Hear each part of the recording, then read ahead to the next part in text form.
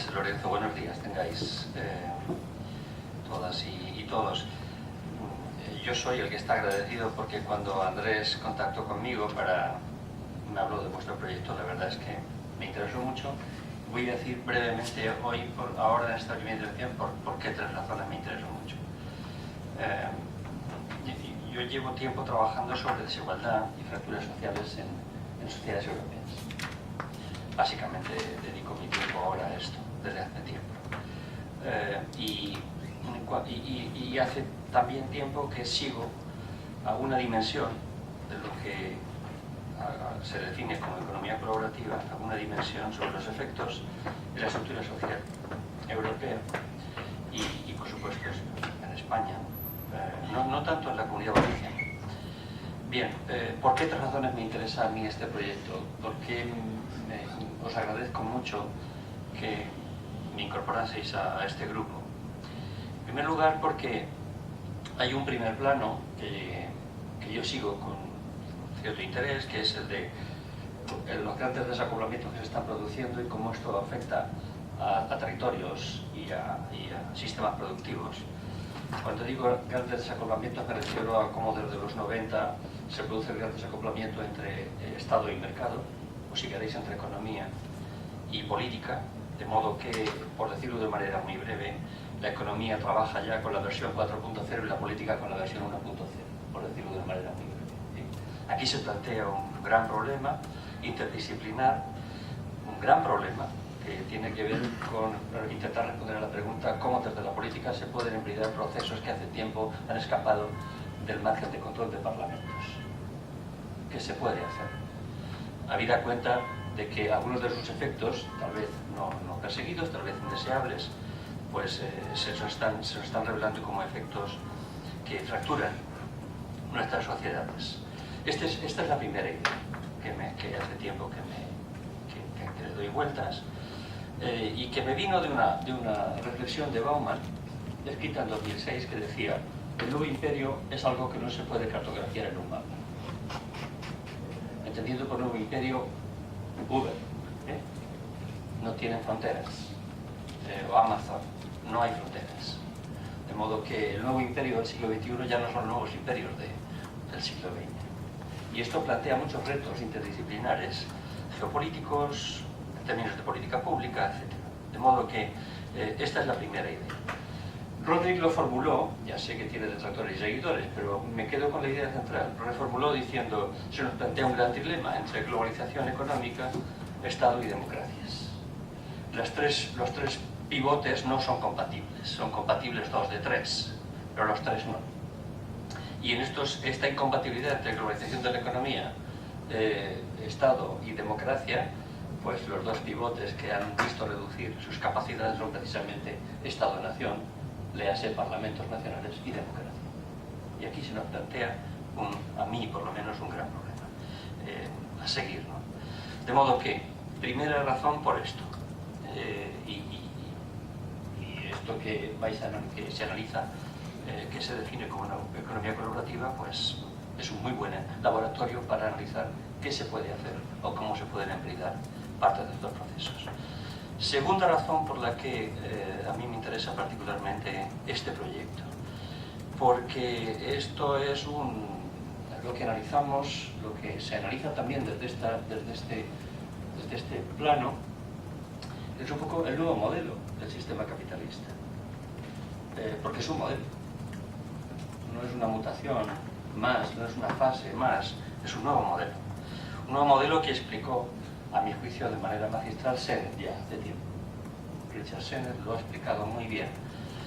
Y que en algunos casos, para esto precisamente, para una versión de estas cuestiones que se engloba en el proyecto de economía colaborativa, pues también lo ha explicado, una de las consecuencias la ha explicado perfectamente Standing, cuando habla del nuevo rostro del proletariado de servicios en el siglo XX. Con el concepto de precariado, que es proletariado y precario. Este concepto sintetiza bastante algunas dinámicas que se están produciendo en nuestras sociedades y que son particularmente relevantes.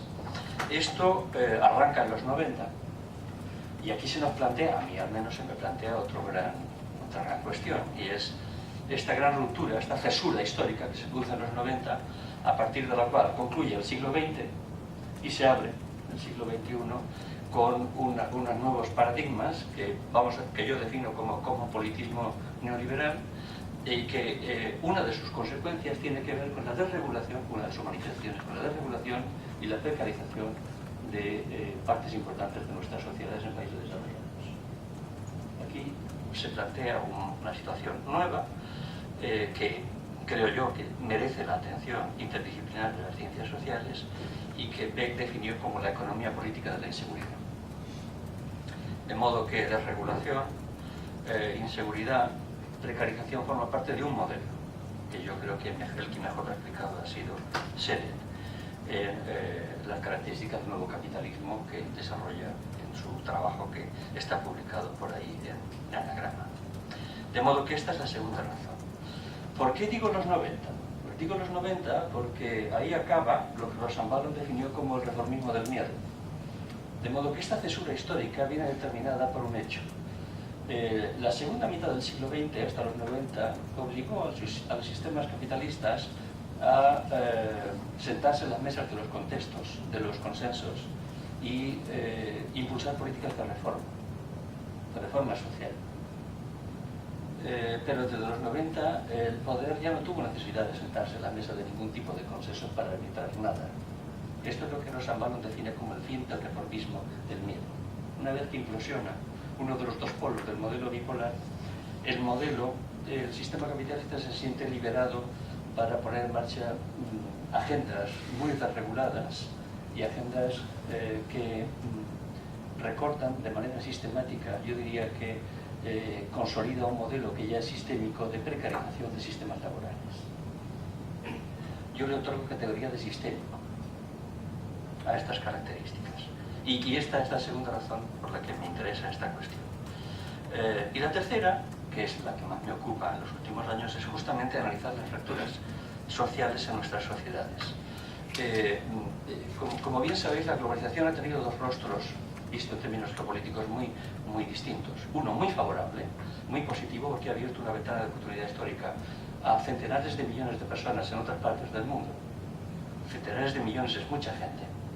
Una ventana histórica, una oportunidad histórica que ha sacado de la situación de postración a millones de personas, especialmente en el Pacífico, aunque no solo, pero al mismo tiempo en las sociedades más desarrolladas ha ocasionado fracturas sociales a las que no estábamos, que no formaban parte de nuestro panorama.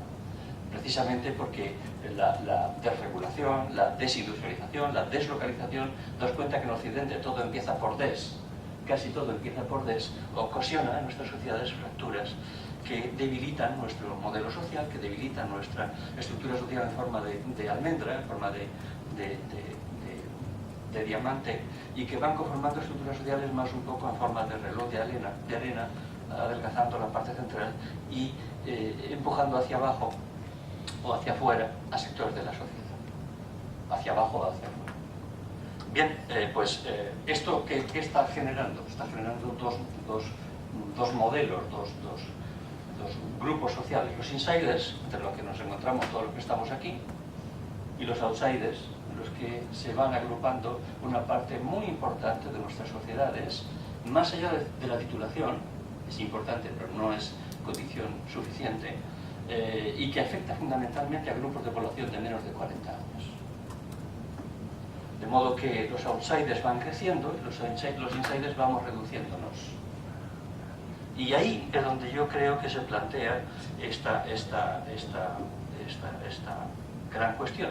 Yo incardino esto de la economía colaborativa porque si miramos los datos, voy acabando, si miramos datos que tenemos, y es aquí donde yo creo que el proyecto podía aportar mucho a los tomadores de decisiones en la escala, por ejemplo, regional y estatal. Si miramos los datos, miramos los datos de la evolución del trabajo precario, vemos los datos de los contratos de menos de 5 días en España, o de menos de 7 días, vemos la evolución del trabajo a tiempo parcial y voluntario. Si vemos estos datos, lo que vemos viendo es que nuestro modelo se va precarizando y afecta fundamentalmente a población de menos de 35 años.